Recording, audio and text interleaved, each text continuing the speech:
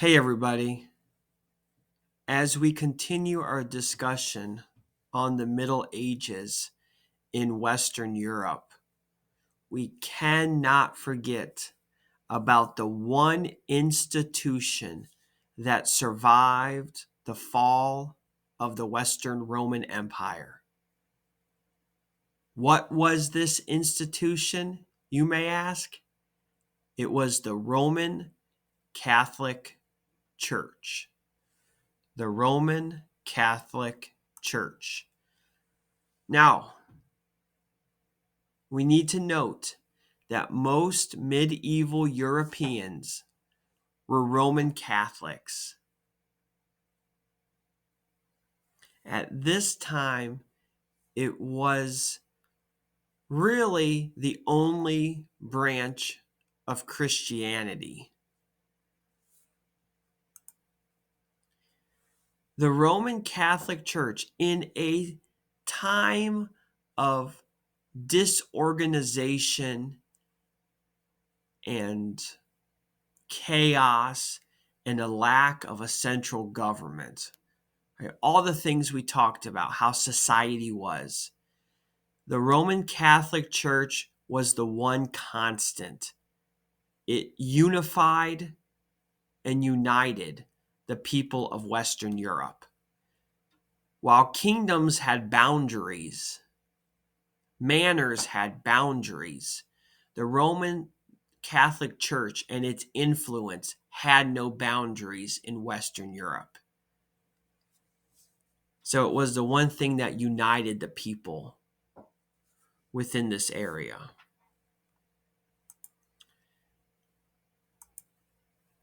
The Roman Catholic Church was very powerful in medieval times.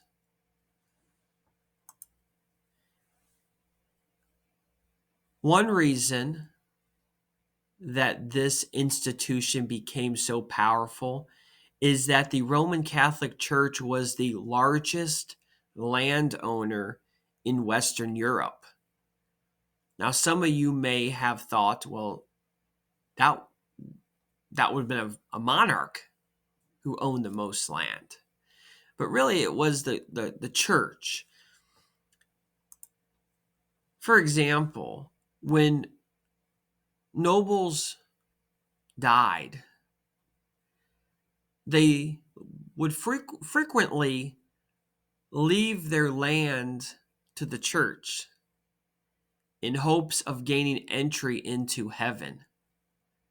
So the nobles would leave their land to the church. And so as many nobles took on this practice, the Roman Catholic Church gained more and more and more land. And remember, at this time, during the Middle Ages, land equaled power. The more land you owned, the more power you had. Another reason why the Roman Catholic Church was so powerful during the Middle Ages was because it was the center of learning.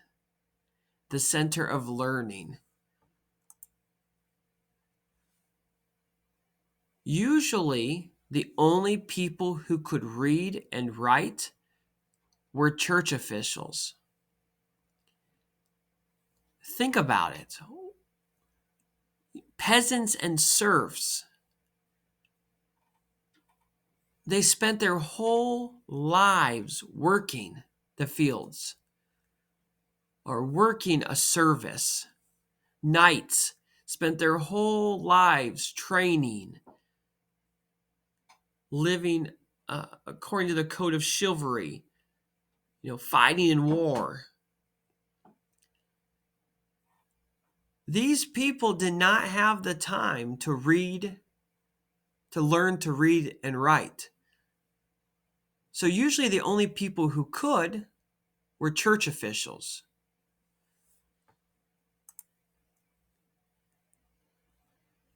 And before I move on to the next point, on that note,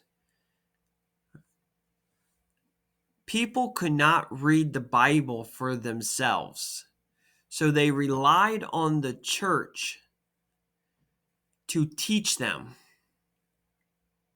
what is said in the Bible. That will play a factor later on in Europe. Also, as part of this main center of learning, there were monks and nuns who separated themselves from society. They lived in these isolated communities known as monasteries. And they would live and they would dedicate their whole lives to God. And so, for example, monks would handwrite the Bible because that's how, there was no printing press yet. There was no copier, right? They had to be handwritten.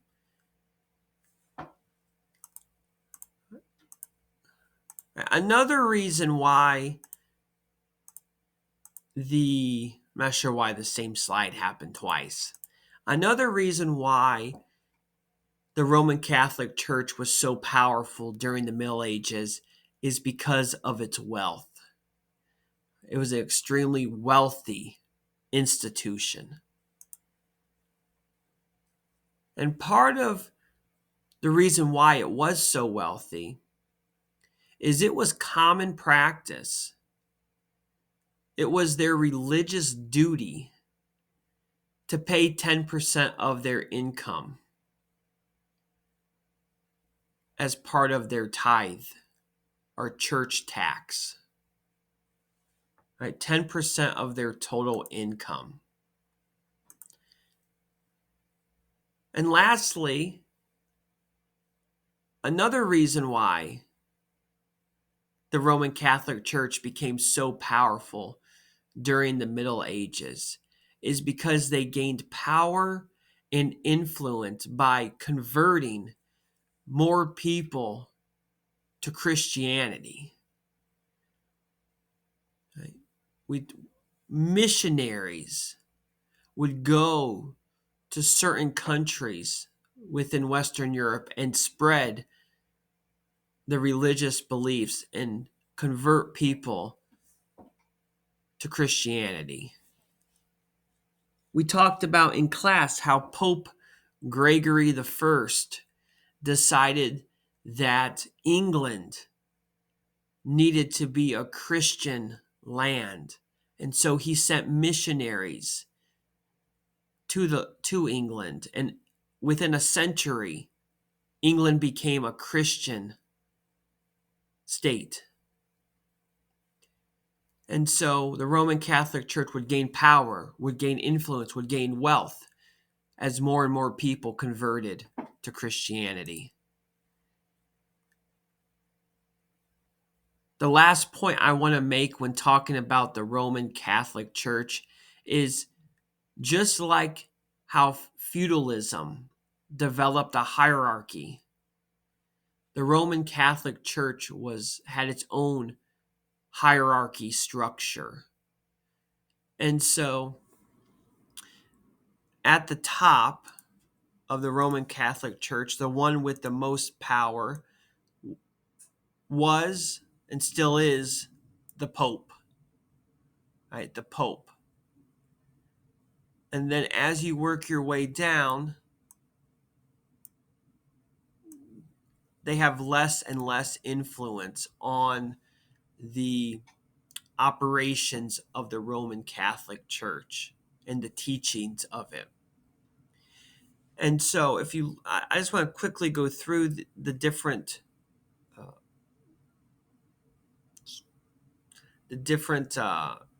people within the Roman Catholic Church hierarchy. So it starts with the priest. We already talked about monks and nuns. They lived in isolated monasteries, dedicating their life to God and to prayer and doing the work of what they believed was God. Then you have the priest.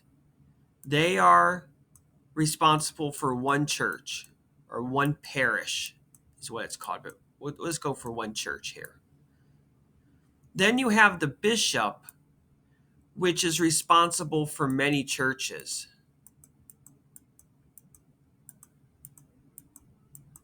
Okay, so you have the priest, which is responsible for one church, usually on the manor during the Middle Ages.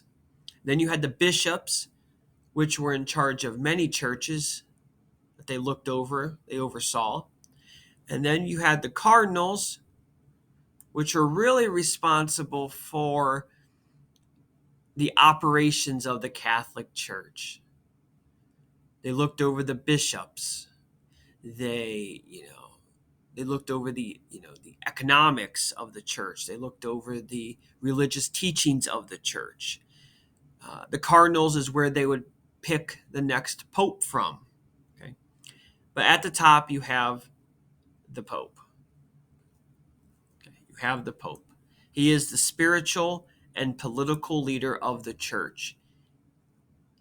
Many historians would argue the pope had the most power during the Middle Ages.